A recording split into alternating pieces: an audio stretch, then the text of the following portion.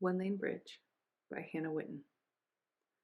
There was nothing to do in Riverbend on a summer night but steal beers from the mini fridge Chase's dad kept in the garage and drink 'em in the farthest corner of the backyard. So that's what they did. Mosquitoes swarmed up in lacy clouds from the grass, illuminated in the slow falling light, enticed by the prospect of sweaty skin and chafing jean shorts. One landed on Jewel's thigh, right over the fading swirl of an airbrush tattoo she'd gotten on vacation 2 weeks ago. She didn't bat it away. She watched it sink its long proboscis into her white leg, watched it drink. She thought of the texts she had seen to Jenny Horn on Simon's phone this afternoon. "You're so hot." Trust Simon to cheat on her using the wrong "you're."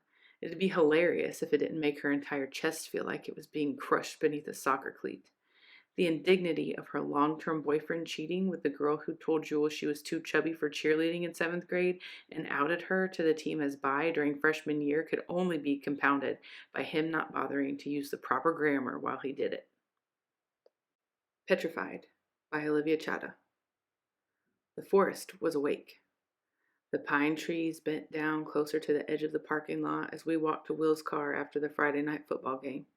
It wasn't like last time. It didn't show itself after a storm in the old cottonwood that fell and smashed the gas station to bits. This time was different. This time, the forest was hungry. "Hey, wait up," I said to Will and Jocelyn.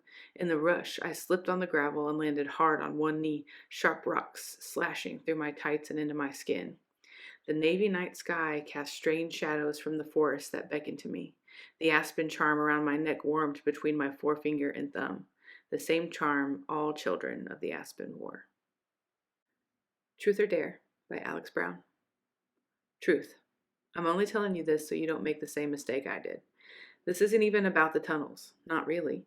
It's more about what happened in them, what I did, what he did. But I'm getting ahead of myself. Before I go any further, it's important for you to know that no matter what some logical, boring person will try to tell you, the tunnels are real. The stories kids used to tell on the playground, hushed and hurried and secret, are true. The tunnels exist, just like you and me. The story goes like this. A very long time ago, 2 people walked into the tunnels. Only one walked out. The Burning One by Shakira Toussaint. We live up high, eh? Past tree stump and tree trunk and treetop and leaf, up rock wall and rock steps, up boulder on pebble. We live high, high on the mountain, on a ledge, on a cliff, next to cloud, and as close to sun as you can get before it burn you right up. Our mountain is the only one, right in the middle of the land so all can see and be seen, but there's no one else, just me and Mama and the bugs and animals and the thing below that screams. Mama says we born on the mountain and it's mountain we die on. She says we stay high and we safe. And I does listen, eh? I hear the thing below that yells, and I know I safe on the mountain up high, but sometimes I think of below when the screeching thing is quiet and sleeping. I think what it might be like to touch the leaves and feel the brown mud in between my toes instead of mountain rock. And I wish.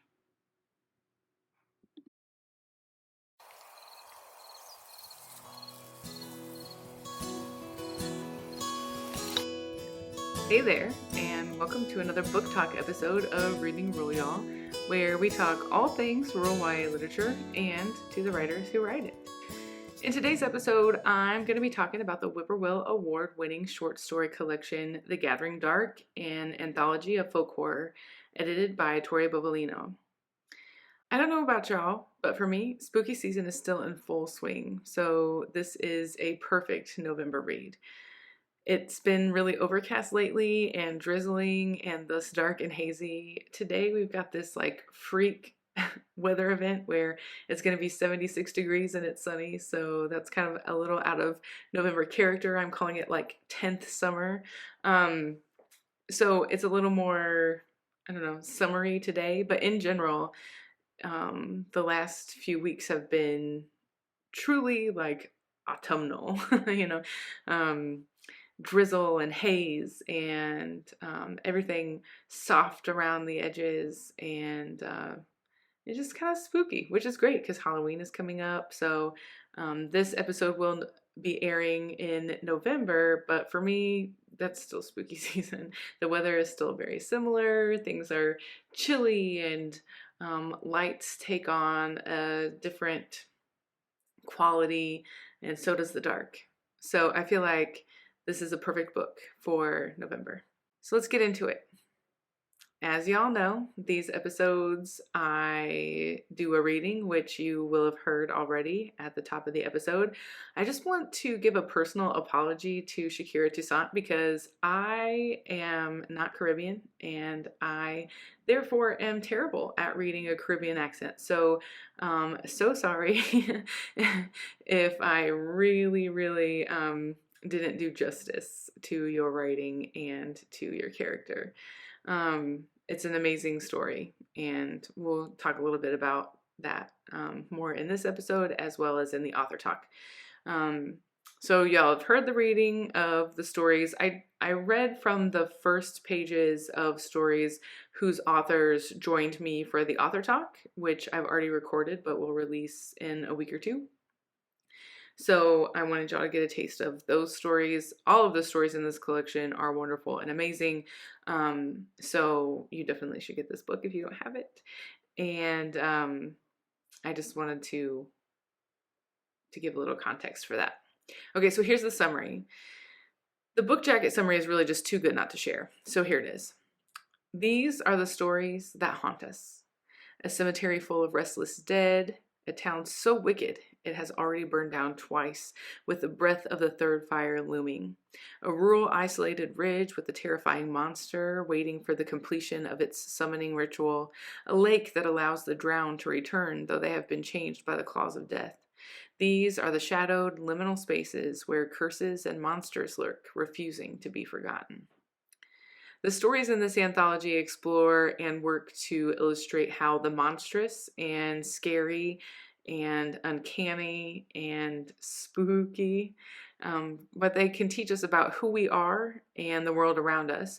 The stories take place in New Zealand and in the Caribbean and in Appalachia and in the Pacific Northwest and in Texas. It really runs a geographical gamut of all kinds of different places where the stories take place and the folklore that are represented, the cultures and languages and identities of the characters in all of these different stories are as diverse as the folklore they draw from and illustrate, and also the rural people and places that they represent. And they're all spooky and they're all brilliant. So, here is some rural analysis. Because there are so many rural cultures and places represented in this collection, it's really fantastic for considering how rural experiences are both similar and different.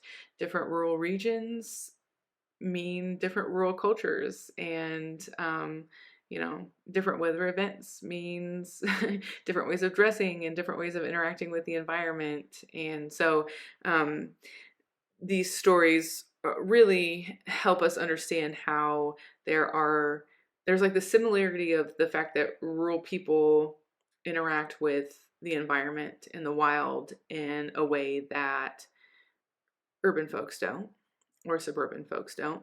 But the way they interact with that environment also has to different because the environment's different. And I think this is a collection that does that really beautifully and really just wonderfully. So, for example, there are other aspects too, not just necessarily thinking about geography and physical place, but it allows us to ask questions like, how is the experience of wanting to leave a rural place or feeling stuck or planted there similar in Erica Waters' story Stay, which takes place in a US context, and that of Chloe Gong's The Tallest Poppy, which takes place in New Zealand? How do the physical boundaries and geographical, topographical characteristics of those stories shape and mold the folklore and the experiences of the characters differently? So the desire is the same, the want or the feeling of needing to leave. That is the same across these stories. It's a similar theme, but it's experienced differently because the places are different. And so pairing those stories, you could talk about that in really important ways. History and its connection to place is another really important aspect of these stories, and it's also one that's super ripe for analysis.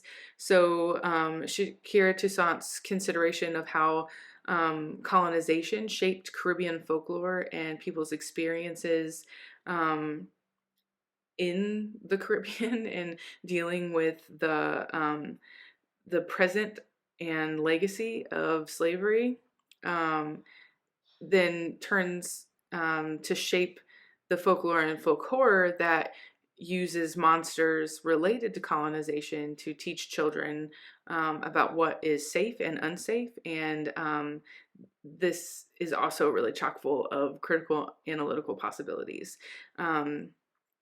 Nature, and I kind of preface this a little bit when I first started talking about this, but nature and the wild of rural places become active participants in the stories in really interesting ways.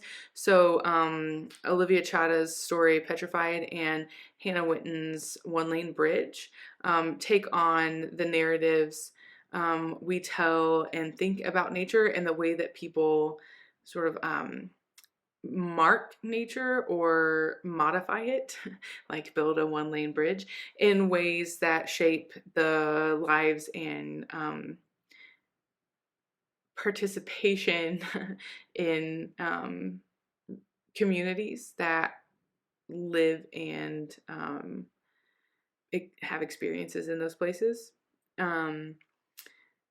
So they offer important opportunities to consider how environmentalism and being stewards of, following the rules of our environment, shape our lives and how we navigate the world, and how we then shape the world through building and manufacturing and extraction and all of those things that humans do to the environment. What we do to the environment, whether it's building a one lane bridge or caring for the forest, is not without consequences for our own existence as rural people in rural communities and spaces. And so thinking about how nature and the wild are positioned in folk horror and thus in these stories can help us think about those things. It also plays a role in helping us make decisions.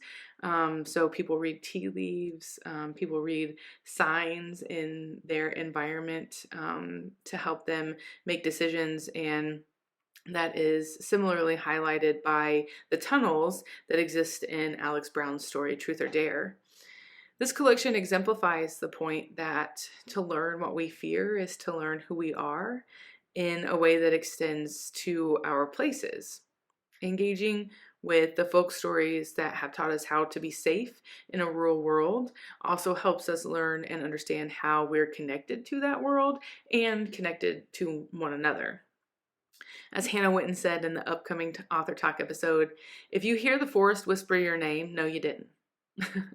The people and place we come from have always told stories to keep their young ones safe, to keep each other safe. And in so doing, they've told us who we are and who the world around us is.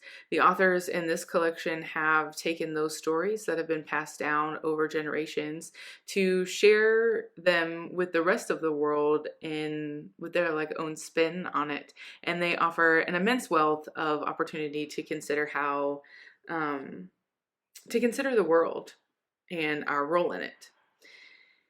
And so that brings me to the last segment of this book talk episode, which is how I would teach this book, because I absolutely 100% would. There are so many things that I want to sit down and talk with rural young people about after having read this collection together. I mentioned in the last book talk episode that I always taught a spooky unit in October when I was still in the classroom, and I'll put the link to that unit in the description of this video and in the show notes in case you want to check it out. These stories would make fantastic pieces for studying the craft of spooky writing and figuring out what makes something spooky. So that's one angle. But the other angle that I think would be really fun and also connect them to their places and their people in really powerful ways would be to ask students about the folk stories they heard growing up. You know, are there any haunted bridges or houses that they were supposed to stay away from? Were there people they were supposed to stay away from? I feel like every town has those kind of stories. I remember my students talking about certain bridges in the county that you weren't supposed to drive at nighttime, or places where you could go to find spirits of, you know, history past and that kind of thing. And I think every community has, you know, eccentric people or people who seem spooky that kids are told to stay away from. It kind of made me think of The Sandlot and how all of the boys were afraid of James Earl Jones' character, even though he was a really nice guy. So what stories have they heard? What have they been told? What stories have they committed to memory that shape their actions in the world around them, even if it's just that they don't drive down a certain road at a certain speed, or they don't drive down a road at a certain time of night unless they're expecting to see some spirits. So then once they had that story, and if they couldn't think of one, they could always ask their parents to tell them ones that they heard as teenagers, or that kind of thing. So once they transcribe that story and get it on paper, they would then draw on that story to write their own. Now, the twist is, it would be easy to say to take that story and then write one that's similar to it, right? Write one that is kind of a warning type of story. But I'm really fascinated by how, like, several stories in this collection demonstrate how folk horror and folk stories in general can be used as warnings to describe the hurt the world can cause, but they can also be used to show how healing can come from that. So there are stories in this collection where there is harm, but the characters in the story also experiencing a the characters in the story also experience a type of healing despite the harm. So I think that's really important. And I would want to ask students then to use the original folk horror tale to write a tale of healing. How could the same place be positioned in light rather than darkness? I imagine I would get some really amazing things. Or like, how could they imagine healing coming from such a dark place? Yeah, I kind of want to engage in this exercise myself. But even more than that, I would want to read what students came up with. So that is that for that segment, and that is it for this episode. I hope you will get yourself a copy of this book, and if you decide to, I'd really appreciate it if you could use the bookshop.org affiliate link in the description of this video and the show notes, because that would really help me out. I do all of this on my own dime, and every little bit helps. I cannot wait to reread these stories as part of my spooky season tradition, and I hope that you will pick them up too. Stay tuned to check out the Author Talk episode in a week or two, depending on how much my lovely children let me work. In that talk, I sit down with Alex Brown, Olivia Chada, Shakira Toussaint, and Hannah Witten, and it is an exceptional conversation. It was so fun to talk to a few different authors at one time to get their perspectives on folk horror, on what rurality means and is, and how it interacts and shapes our lives and how we understand the world. I learned so much about folk horror from them, so be sure to check that out, because 'tis the season after all. At least it still is for me. If you want to support the show, I would be mighty glad about that.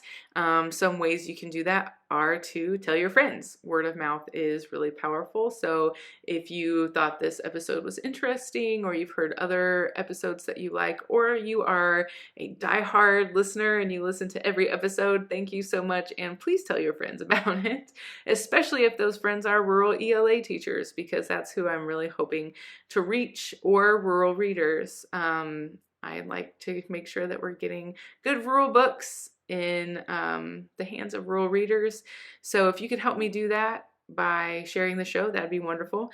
Another thing you could do is to rate us on Apple Podcasts or the podcatcher of your choice. That would also help that pesky little algorithm tell other people about us and help other people find us. The other thing you could do is buy some of our merch.